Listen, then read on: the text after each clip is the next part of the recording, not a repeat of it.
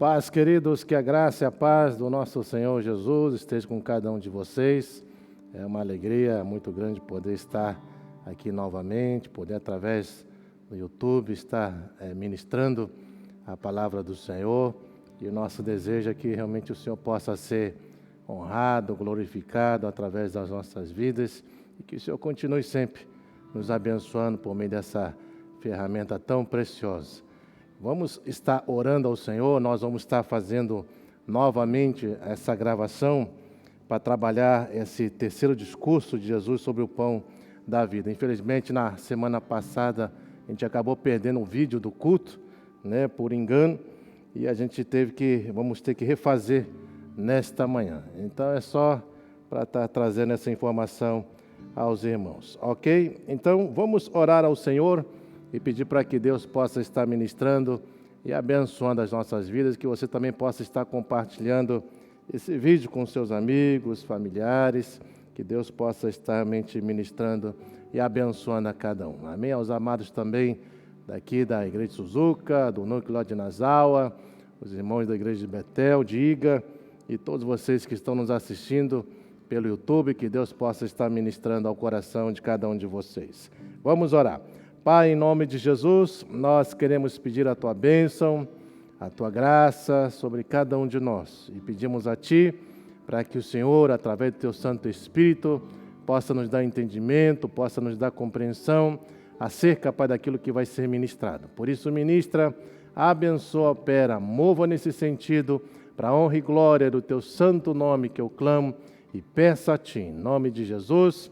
Amém. Eu convido a você, então, a abrir a sua Bíblia no livro de João, capítulo 6, a partir do versículo 52 até o versículo de número 59.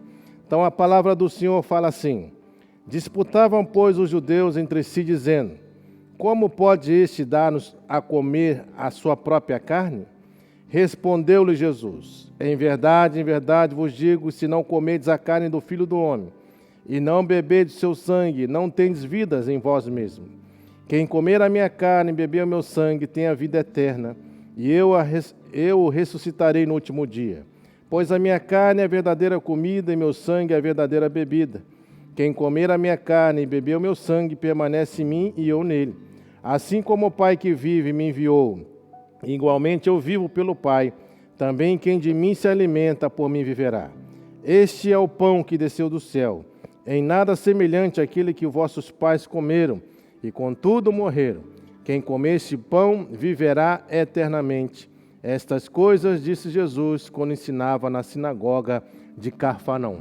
Então nós vamos estar trabalhando esse terceiro discurso de Jesus, Então o tema da mensagem é isso, sobre o pão da vida. Então o texto que vamos estudar é esse que nós lemos, João capítulo 6, do versículo 52 até o versículo de número 59. Eu peço a você que você fique atento, e também aí com a sua Bíblia aberta nesse texto. Muito bem, então o terceiro discurso de Jesus, ele surge de uma disputa dos judeus. É muito interessante, irmãos, que aqui no versículo de número 52, perceba que quando Jesus fala no versículo de número 51, que eu sou o pão vivo que desceu do céu, se alguém dele comer, viverá eternamente, e o pão que eu darei pela vida do mundo é a minha carne. Então veja que os judeus eles estavam justamente levantando essa discussão acerca daquilo que Jesus havia falado de comer a sua carne. Eles estão pensando que essa ação é uma ação literal, física, que de alguma forma ou outra Jesus estava ensinando para que eles comessem de fato a carne dele. E a gente vê então que dos pontos importantes que nós precisamos trazer para a nossa reflexão é justamente isso que fala no versículo de número 52. E a gente vê então que esse primeiro ponto fala de um literalismo equivocado. É óbvio que todas as vezes que nós vamos estudar a palavra do Senhor, nós temos que tomar muito cuidado, que tem muitos textos que nós lemos que não podem ser lidos de forma literal, muito menos interpretada de forma literal. E um desses textos é exatamente esse.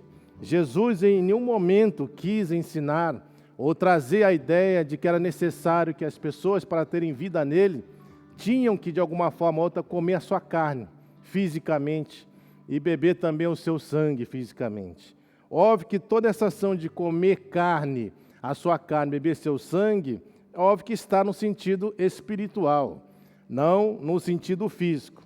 Por isso que um dos problemas que ocorre muito quando nós vamos fazer a leitura das Escrituras, e esse é um ponto que nós precisamos sempre tomar cuidado, é exatamente quando você pega um texto e você isola ele fora do contexto. E óbvio que quando você isola um texto fora do contexto, você pode encontrar interpretações equivocadas. E é exatamente isso que está acontecendo. Esse discurso ele começa a partir dessa disputa. Os judeus não estão ali, obviamente, compreendendo esse tipo de ensinamento. Como assim comer da sua carne, como ele fala aí no versículo 52. Disputavam, pois, judeus entre si, dizendo, como pode esse dar-nos a comer a sua própria carne? Então perceba que eles estão pensando que é literalmente literal essa ação. Mas se você ler o contexto, você vai perceber que não é, até porque Jesus, em nenhum momento da sua estadia aqui, como homem, como Deus encarnado aqui nessa terra, ele jamais ensinou isso. Ele jamais praticou esse tipo de ação. E é por isso que a partir daí então surge a ideia de que Jesus estava trazendo o conceito do canibalismo. E óbvio que Jesus nunca trouxe esse tipo de conceito, E aí a gente vê também que além do conceito do canibalismo, a gente também vai perceber que surge também a doutrina da transubstanciação, que é uma doutrina romana que prega que o corpo e o sangue de Cristo após a consagração, ela se transforma literalmente no corpo de Jesus e no sangue de Jesus. Então, todas essas ações, esse conceito, essas ideias, elas surgem de uma interpretação equivocada. Por isso que nós precisamos tomar muito cuidado todas as vezes que nós vamos fazer análise de um texto, nós não podemos literalmente ficar achando que todo texto que você lê é literal. Então, você precisa fazer uma análise contextual e, a partir daí, perceber se é literal ou não. Por exemplo, nós vemos muitas passagens no livro de Apocalipse que usa muitas figuras de linguagem. Ali fala de besta, fala de dragão, fala de tantas coisas, E a gente pensa então que aquilo é literal, E a gente sabe que não é literal. A gente vê o próprio caso do próprio Satanás, que fala que ele um dia vai ser acorrentado, por 1000 anos, segundo o texto de Apocalipse 20. E aí então as pessoas pensam que é corrente literal, que ele vai ser amarrado, mas Satanás é um ser espiritual, ele não tem como ser acorrentado fisicamente. Então ali mostra que aquele acorrentado tem uma simbologia. Não é algo literal, mas algo simbólico, que representa uma verdade. E ali mostra claramente que o poder dele vai ser restrito, no sentido, como o próprio contexto fala, dele não ter mais poder de enganar as nações como fazia antes. Então, esse é o conceito. Eu já disse também aqui na igreja que uma vez, um tailandês entrou numa jaula de leão e começou a evangelizar os leões, E aí as pessoas questionaram, tiraram ele de lá, porque, óbvio, ele corria risco de ser atacado pelos leões, e perguntaram para ele por que ele estava fazendo aquilo. E ele disse, não, estou fazendo isso porque a palavra de Deus fala para mim fazer aquilo. Aí ele falou, mas como assim? E aí então ele cita aquele texto que fala que ele devia ir pregar o evangelho a toda criatura. Então ele imaginava que toda criatura de Deus deveria ser, de alguma forma ou outra, pregado o evangelho. E a gente sabe que o evangelho aí, quando Deus fala que é para pregar toda criatura, está falando ao homem. Ele está falando sobre a humanidade. Ele não está falando sobre as criaturas, que não têm a racionalidade que um ser humano tem, para entender, para compreender, para professar uma fé, para crer. Então é óbvio que não adianta você pregar o evangelho para barata, para passarinho, para minhoca, para peixe, para leões, tigres, isso não resolve. Eles não vão ter entendimento, compreensão acerca disso. Então ali não é um texto literal que se deve pregar o evangelho para toda criatura. De fato, o peixe é uma criatura, minhoca é criatura, aves são criaturas, leões são criaturas, mas nesse contexto, criaturas não significa esses animais, significa o ser humano. Por isso que a gente precisa fazer uma análise. E é por causa desse tipo de literalismo equivocado que nós vemos que a partir daí surge tantas outras ideias, conceitos, doutrinas acerca daquilo que a Bíblia fala. Por isso que nós temos que tomar bastante cuidado. Então perceba que a questão de comer a carne e o sangue de Jesus, né, significa o sacrifício. Você todas as vezes que vê o contexto falando acerca do sangue e da carne de Jesus, você pode ter certeza que está falando acerca do sacrifício do seu corpo, que é oferecido sobre a cruz, quando ele morreu por nós pecadores. Está ali representando a expiação feita pela sua morte, ou seja, Jesus trouxe a culpa sobre ele para pagar o preço pelo pecado, que é a morte. Também está falando a respeito da satisfação que Jesus teve em se colocar como sacrifício em nosso lugar, ou seja, nos substituindo. Quem deveria morrer naquela cruz era eu e você, mas a gente percebe que o próprio Cristo se colocou no nosso lugar. Isso por quê? Porque eu e você não somos perfeitos. Isso porque todo sacrifício exigido por Deus precisa de perfeição. Por isso que desde o Velho Testamento, os sacrifícios oferecidos para Deus tinham que ser perfeitos. Não podia ter defeito, não podia ser imperfeito, e assim por diante. E a gente sabe que o ser humano, ele não é perfeito, ele é imperfeito, ele é pecador. E a única pessoa que poderia de fato cumprir com o sacrifício era quem? É o próprio Deus, porque ele sim é perfeito. Ele sim não tem pecado, né? Então, ele nos substituiu, ele era o único que poderia fazer isso por mim e por você. Por isso que a cédula que era contra nós, a Bíblia fala que Jesus cravou na cruz. Aquilo que nos condenava não nos condena mais. E aí, então, nós vemos também essa redenção conquistada pelo próprio Cristo, por ele ter suportado em seu corpo a penalidade do nosso pecado. Então, tudo que se fala acerca de carne e sangue dentro desse contexto, está falando acerca de tudo isso. Está falando do seu sacrifício oferecido, né, sobre a cruz, que ele morreu por nós pecadores, está falando da sua expiação, que ele levou sobre si a culpa pelos nossos pecados, né? Está falando da questão do seu sacrifício em nos substituir, ser o nosso substituto, está falando da nossa salvação que foi conquistada por ele, pelo sacrifício que ele realizou, e é exatamente isso que o contexto quer dizer. Jesus, quando fala exatamente que eles deveriam, de fato, comer da sua carne e beber do seu sangue, né, principalmente quando fala no texto de 1 Coríntios 11, né, ali está falando, né, quando ele consagra, fala, esse é o meu corpo que é dado por vós, ou seja, que ele seria entregue a um sacrifício, que ele morreria numa cruz ao nosso favor. Então está falando acerca dessas questões, né? Então isso é muito importante. Por isso que tem a questão aqui, não é uma ação física, esse comer da carne, mas é uma ação espiritual, né? Está falando daquilo que Cristo faria por nós e das bênçãos que nós recebemos quando nós cremos pela fé, exercemos a fé nessas verdades em Cristo. É exatamente isso. Então, o primeiro ponto aí de destaque que nós precisamos trazer para a nossa reflexão é isso aí. É o cuidado que nós temos que ter com o literalismo equivocado, né? Então, a gente tem que tomar muito cuidado ao lermos um texto, não caímos para uma situação assim, porque isso pode, obviamente, trazer problemas para a nossa vida e fazer a gente realmente ter uma interpretação totalmente equivocada e fora daquilo que realmente Deus deseja para nós. Aí no versículo de número 53, existe outro ponto aí, então importante, que é para a nossa reflexão.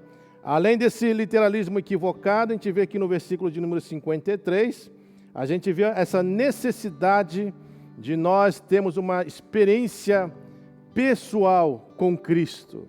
Veja que no versículo 53 fala, respondeu-lhe Jesus, em verdade vos digo, se não comerdes a carne do Filho do Homem, e não beberdes o seu sangue, não tendes vidas em vós mesmos. Novamente, então, Jesus está falando acerca de comer a carne dele e beber o seu sangue. Então, lembre-se, não é literal, não é no sentido físico, mas no sentido espiritual. Então, veja que o significado disso é que a vida de Cristo, ela só é experimentada pelo ser humano quando esse se apropria pela fé do Salvador. E é importante entendermos que não basta apenas conhecermos intelectualmente a verdade, não basta apenas nós termos algum conhecimento acerca de Cristo, mas é necessário que nós tenhamos uma intimidade com Ele.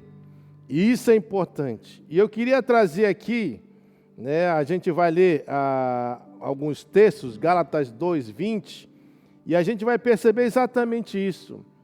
Que quando Jesus fala que realmente, que em verdade, verdade vos digo, no versículo 53, que se não comerdes a carne do Filho do Homem, não beberdes seu sangue, não tendes vida em vós mesmo, a gente vai ver que o apóstolo Paulo, em Gálatas 2:20, ele tem a compreensão exata acerca disso, porque ele fala assim, veja só, o que ele fala em Gálatas capítulo 2, versículo de número 20, é um texto bem conhecido, e ele fala assim, logo, já não sou eu quem vive, mas é Cristo quem vive em mim.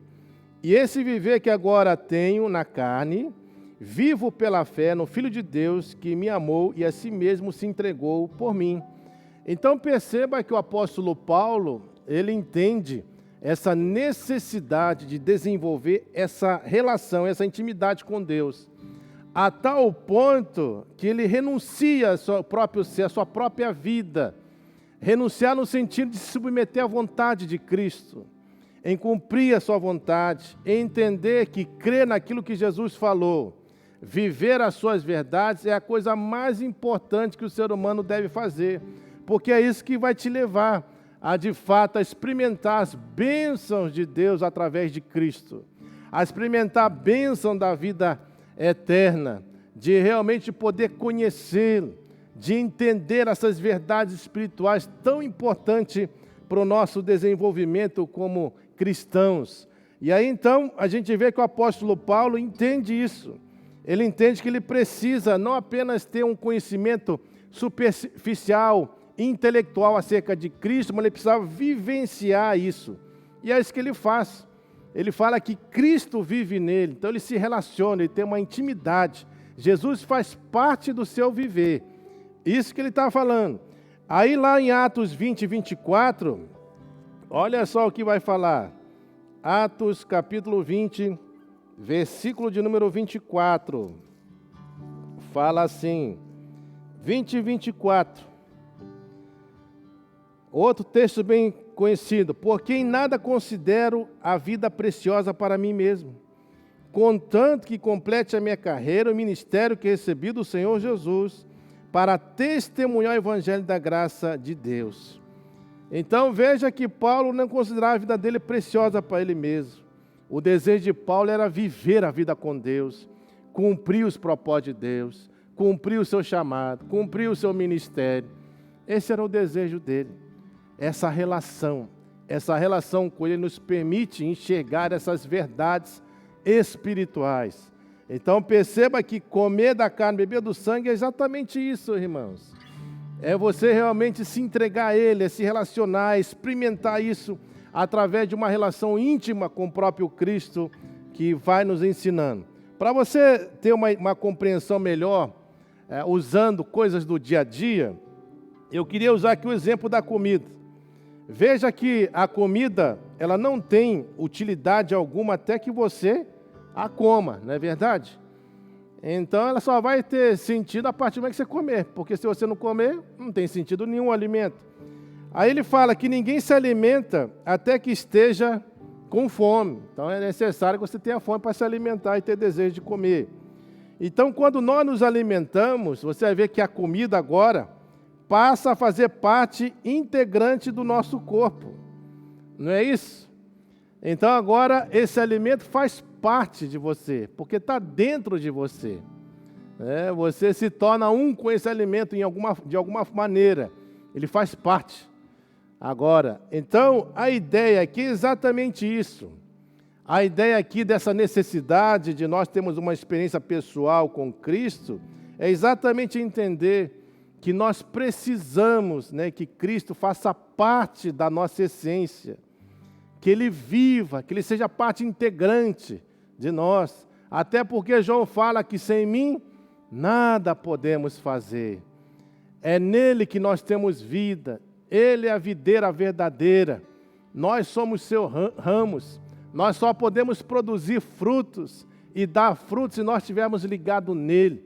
A vida está nele. E é por isso que nós precisamos de nos relacionarmos com o nosso Senhor. Então, todas essas realidades, elas de fato podem ser o quê? Aplicadas espiritualmente, né? E era isso que Jesus tinha em mente. Fazer essas aplicações espirituais. Mostrar essa necessidade de quão importante é ele fazer parte da nossa essência. Viver em nós. Fazer parte do nosso dia a dia. Isso é muito importante, né? Para nós experimentarmos, de fato, o que é comer da sua carne e beber do seu sangue. Então, guarde sempre isso. Beber da carne, comer da sua carne, beber do seu sangue, não tem nada a ver com coisa física. Não é comer a carne literal, não é beber o sangue literal, mas aqui está falando de coisas espirituais. É você experimentar a vida com Ele.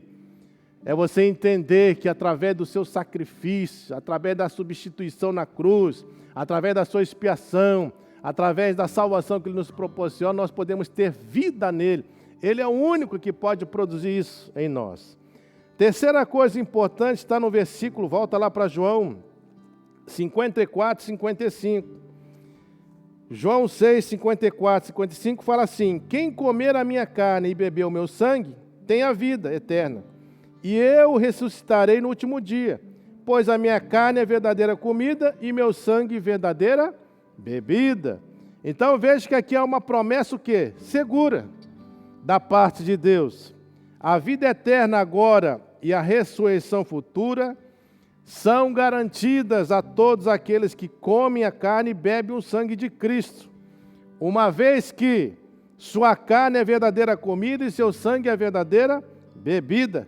Aqueles que experimentam Cristo e se aproximam dele pela fé, têm a segurança da vida eterna. Então veja que aqueles que comem a carne e bebem o sangue, são os mesmos que veem e nele creem. São estes que têm a vida eterna. São estes que ele ressuscitará no último dia.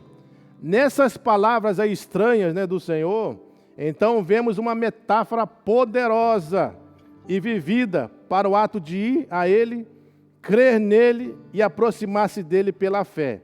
Então, veja só, irmãos, o que Jesus está falando aqui no versículo 54, 55? Ele está falando aqui, ó, ele está usando uma outra expressão para tratar algo que ele já falou. Ele está falando assim, ó, quem comer a minha carne e beber meu sangue tem o quê? Tem a vida eterna, certo? Então, como é que você vai poder ter a vida eterna? Se você comer da carne dele e beber o seu sangue. E além disso, você vai ressuscitar no último dia, não é isso que ele está falando? É isso, né? Agora, olha para o texto de João 6 e vamos ver o que é então comer da carne e beber o sangue, segundo o texto de João capítulo 6, versículo 39 e 40. Fala aqui, ó, e a vontade de quem me enviou é esta, que nenhum peca de todos que me deu. Pelo contrário, eu ressuscitarei no último dia. Agora presta atenção no 40. Aí você vai entender o porquê que Jesus fala que quem comer da carne dele, beber do sangue dele, tem a vida eterna e ele vai ressuscitar no último dia. Então, comer da carne, beber do sangue, significa isso aqui que está no 40. De fato, a vontade do Pai é que todo que vira o Filho, ou seja, vê Ele, ir até Ele, e nele crê, esse que tem a vida eterna, e eu ressuscitarei no último dia. Então, perceba aqui que Jesus está falando. Jesus está falando claramente que aqueles que se achegam a Ele pela fé e aqueles que creem nele têm a vida eterna. Isso que é comer da sua carne e beber do seu sangue. É crer naquilo que Ele fez. É crer na pessoa dEle como Senhor, como Salvador, como Messias prometido. É isso que Ele está falando. Por isso que a ênfase do livro de João sempre foi essa. O objetivo, quando nós lemos lá no capítulo 20, versículo 30 a 31, fala o quê? Que o objetivo da carta é o quê? Mostrar que Jesus, que através desses sinais, provar que Ele é o quê? É o Filho de Deus. Ele é o Salvador. Ele é o Messias prometido no Velho Testamento. É isso que ele está falando. E é isso que ele queria que os seus ouvintes entendessem. Que só nele tem vida eterna. Só ele pode produzir vida verdadeira. Não tem outro. Só ele pode dar salvação. Não tem outro que pode fazer isso. É exatamente isso. Então perceba aí que essa é uma promessa que segura. Aqueles que se achegam a Cristo, creem nele pela fé, podem se apropriar-se dessas promessas. Ter vida eterna, e o Senhor fala que vai ressuscitar no último dia. Isso é comer da sua carne e beber do seu sangue dentro desse contexto aí. Veja outra coisa então no versículo 56 e 57. Uma visão mística, união, aliás, não é visão, uma união mística inseparável. 56 e 57 fala: quem comer da minha carne e beber do meu sangue permanece em mim e eu nele. Ou seja, nós nos tornamos um, certo? E aí fala, assim como o Pai que vive me enviou, igualmente eu vivo pelo Pai, também quem de mim se alimenta por mim, viverá. Então veja que nesses versículos 56 e 57, Jesus está falando de uma união mística inseparável. Que quando nós estamos nele, nós nos tornamos um com ele. Não há uma separação. E obviamente por causa dessa unidade, nós temos que entender que dentro do contexto bíblico, existem muitas passagens que falam daquilo que Jesus iria passar e que nós também vamos passar. De que Jesus vai receber e nós também vamos receber. Por causa dessa união com ele. Então veja, que aquele que se alimenta de Cristo permanece nele, de igual forma Cristo nele permanece, de forma que inseparável. Essa é a união mística que nos torna um com Cristo. E eu queria ler alguns versículos para vocês perceberem que da mesma forma como Jesus passou certas coisas, eu e você, porque estamos unidos a ele, iremos também passar, inevitavelmente. Então vamos lá, Romanos 6, versículo 5. Veja só o que está falando aí. Romanos, capítulo 6, versículo de número 5. Vamos ler Romanos 6, 5 primeiro. Veja o que fala. Porque se nós unidos com ele, na semelhança da sua morte, ou seja, nós estamos unidos na semelhança da morte dele, certo? E aí fala que também, certamente seremos também na semelhança da sua ressurreição. Então veja que da mesma forma nós sabemos que Jesus, antes de morrer, o que Jesus sofreu, irmãos? Perseguição, não é isso? Injustiça, bateram nele, ele foi açoitado, ele foi injustiçado, ele passou por tantas lutas, tantos sofrimentos nesse sentido. Isso quer dizer que da mesma forma nós como cristãos, porque se nós dissermos que nós estamos nele, com certeza devemos viver como ele viveu. E viver a vida com Cristo tem que fazer você entender que aquilo que Jesus passou, por ser o próprio Cristo, nós também vamos passar, por sermos seguidores dele. Se Jesus sofreu perseguição por ele ser o próprio Cristo, saiba que todos aqueles que seguirem a Cristo também vão sofrer perseguição, sofrimento, angústia, vão ser perseguidos e por aí vai, sofrer injustiças. É o que Jesus passou e nós também passaremos. Mas também ele fala que assim como somos unidos a ele na morte, nós também seremos unidos também a ele, semelhante na sua ressurreição. Ou seja, assim como Jesus ressuscitou, nós também iremos ressuscitar. O versículo 8 fala, aqui de Romanos 6, 8. Ora, se já morremos com Cristo, cremos que também com ele viveremos. Então, se com ele nós morremos, com ele também nós, essa unidade nos leva a ter uma vida com Deus, uma vida verdadeira. 8.1 fala também que agora, porque nós estamos unidos nele, nós já não temos mais condenação. Porque aquilo que nos condenava, não nos condena mais. Então nós estamos livres. Jesus nos livrou. E isso é dado a todos aqueles que estão unidos a Ele. Aí prossegue. Efésios capítulo 2, a partir do versículo 1. Vai lá para Efésios capítulo 2, versículo 1. O que fala? Que Ele nos deu vida. E como nós estamos mortos nos nossos delitos e pecados, então Ele nos concede vida. Antes a gente não conseguia viver essa vida com Deus, a gente fazia tudo aquilo que era contrário, mas agora em Cristo nós podemos viver essa vida. Ele na verdade está moldando o nosso caráter, transformando o nosso ser, transformando a nossa vida. Ele faz isso, literalmente. Aí a gente vê também em João 17, a partir do versículo 1, nós vamos ver a oração sacerdotal de Cristo, mostrando, né, que o propósito do Senhor é que a gente sejamos o quê? Um nele. Mostrando que o Senhor ele intercede por nós e já intercede por aqueles que um dia hão de crer nele. Assim também nós em Cristo, por estarmos unidos a eles, também precisamos orar, precisamos crer que um dia muitos chegarão também a Cristo. Então nós intercedemos, nós oramos, nós cremos, nós vivemos uma unidade, uma comunhão um com os outros, porque é isso que Jesus quer. Quando fala da videira, a partir do 15, capítulo 15, você vai ver que nós nos tornamos um com Ele, porque Ele fala que Ele é a videira, nós somos os ramos. E fala que sem Ele nós não podemos fazer nada. Ou seja, a vida só é possível se você estiver ligada nele. Então nós precisamos dessa união, né? E tudo isso fala a respeito dessa união mística, que é inseparável. Que tudo aquilo que Jesus sofreu, tudo aquilo que recebeu, nós também iremos viver e receber também. Hoje nós podemos estar também sentados nas regiões celestiais junto com Cristo, mas por causa de Cristo. Hoje podemos ter vida com Deus, mas por causa de Cristo. E todas as benesses da vida de Cristo, as bênçãos dele nós podemos receber por causa dessa união que nós temos com Ele. Então, essa é a bênção dessa união mística inseparável com Cristo.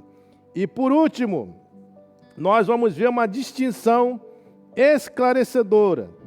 Versículos 58 e 59 fala: Este é o pão que desceu do céu, em nada semelhante àquele que vossos pais comeram e contudo morreram. Quem comer deste pão viverá eternamente. Essas coisas disse Jesus quando ensinava na sinagoga de Cafarnaum. Então você vai ver que Jesus agora faz essa distinção esclarecedora. Ele pontua mais uma vez que ele, o pão da vida, é totalmente diferente daquele pão que os israelitas comeram no deserto. E mesmo assim, morreram. O maná não era o verdadeiro pão, mas apenas o símbolo e sombra do verdadeiro pão, que é o próprio Cristo. E eu já pontuei aqui nas mensagens anteriores essa distinção.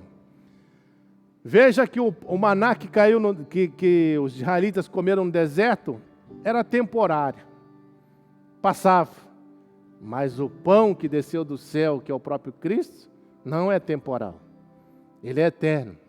Nós iremos comer dele, vivemos uma vida com ele eternamente. Saiba que o maná que os israelitas comeram no deserto, na época de Moisés, perecia, se estragava. Esse pão vivo que desceu do céu não se estraga, não apodrece, ele se mantém vivo, né? É uma realidade. Então veja que o pão que os israelitas comeram no deserto, esse pão não poderia produzir vida. Mas esse pão que desceu do céu, sim, esse pode produzir vida. O pão que os israelitas comeram no deserto não pode salvar, não pode conceder vida eterna, não pode ressuscitar no último dia.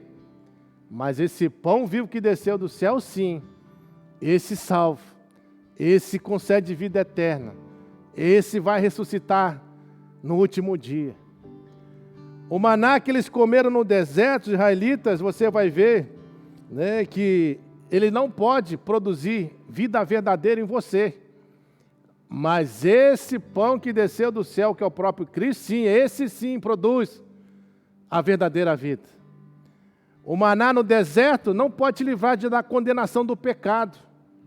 Mas o maná que desceu do céu, esse pão vivo que desceu do céu, que é o próprio Cristo, sim, pode te livrar da condenação, do pecado. Ele pode te dar vida, literalmente.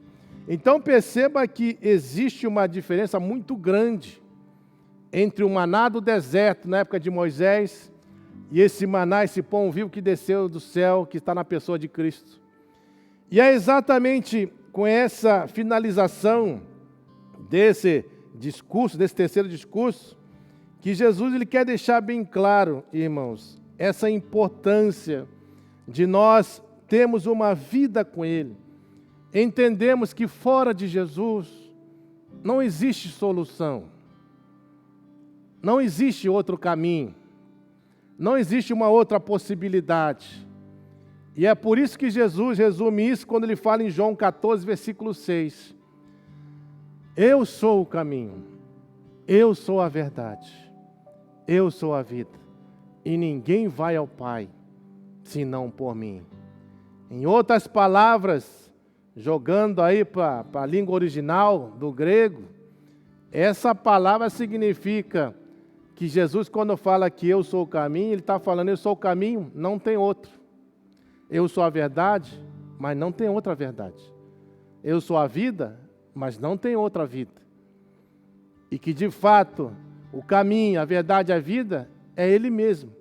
E só através de Jesus você vai poder ir ao Pai. Não existe outro caminho. Não existe outra solução. Não tem outra possibilidade. E é por isso que é importante você crer em Jesus. Viver uma vida com Ele. Porque só nele você terá a possibilidade de alcançar a salvação e viver uma vida que realmente agrada ao Senhor. Não existe outro caminho, não existe uma outra solução a não ser Ele mesmo. E que nós possamos, como cristãos, trazer sempre à nossa mente essas verdades. E acima de tudo, como cristãos, possamos ensinar isso àqueles que não têm conhecimento acerca disso. Que Deus possa realmente ministrar, abençoar as nossas vidas, nos ajudar a ter essa compreensão clara acerca disso e que a gente realmente possa estar comunicando essas verdades a todos aqueles que necessitam nesta hora. E o meu desejo é esse, que todos que estão nos assistindo, vocês, filhos de Deus, cristãos, vocês que ainda não são, entenda que a coisa mais importante para a nossa vida nesta terra é você entender que Jesus é a coisa mais importante que você devemos ter. Jesus é algo que você deve priorizar e jamais deixar de lado. Jesus é aquele que realmente está disposto a te conceder vida verdadeira, mas você precisa dar o seu passo, você precisa crer nele. Óbvio que esse crer necessita da ajuda dele, por isso você precisa chegar a Ele, clamar por Ele, pedir a Deus para que realmente o Senhor abra o seu entendimento, a sua compreensão para entender essas verdades espirituais. E que Deus ministre, abençoe isso a cada um de vocês. Esse é o nosso desejo, que o Senhor possa ministrar, abençoar e operar nesse sentido sobre a vida de todos, em nome de Jesus. Vamos orar ao Senhor e pedir para que Deus possa estar ministrando essas verdades ao nosso coração. Senhor, nós queremos Te louvar, queremos Te agradecer por tudo que o Senhor realmente tem ministrado ao nosso coração por meio dessa palavra. Que essa palavra possa ter trazido esclarecimento acerca do que de fato é comer a Sua carne e beber o Seu sangue. Que nós não venhamos ter dúvida de que o Senhor não estava falando de coisas literais, não estava falando de ação física, mas sim espiritual. Que o Senhor nos ajude a entender para essas verdades e compreendê-la, e que o Senhor realmente ministre realmente sobre a vida de todos. Por isso eu Te louvo, Te agradeço por tudo, e peço ao Senhor para que o Senhor continue a trabalhar e a ministrar, e a operar, Pai, sobre a vida de todos, para a honra e glória do Teu santo nome, Pai, que eu clamo, e peço ao Senhor. Senhor, que o Senhor esteja alcançando os corações, que o Senhor esteja ministrando essas verdades a todos que estão nos assistindo, e que o Senhor possa me te mover de uma forma poderosa sobre a vida de todos. Por isso te louvamos, te agradecemos, ó Pai, e cremos que o Senhor há de fazer muito mais além daquilo que nós pedimos e pensamos e sonhamos. E que a tua mão poderosa possa agir com graça, misericórdia sobre todos. Por isso te louvamos e agradecemos por tudo, em nome do nosso Senhor e Salvador Jesus Cristo, que eu clamo, Pai, e peço a Ti, em nome de Jesus. E que vocês, queridos, possam estar participando sempre dos nossos cultos online, todos os domingos, né, na parte da manhã, e que o Senhor possa sempre estar abençoando a vida de vocês, que vocês compartilhem também todos esses vídeos, para que a gente possa aí propagar o Evangelho para todos aqueles que necessitam e precisam nesta hora. Amém? Deus abençoe, um grande abraço e até o próximo domingo.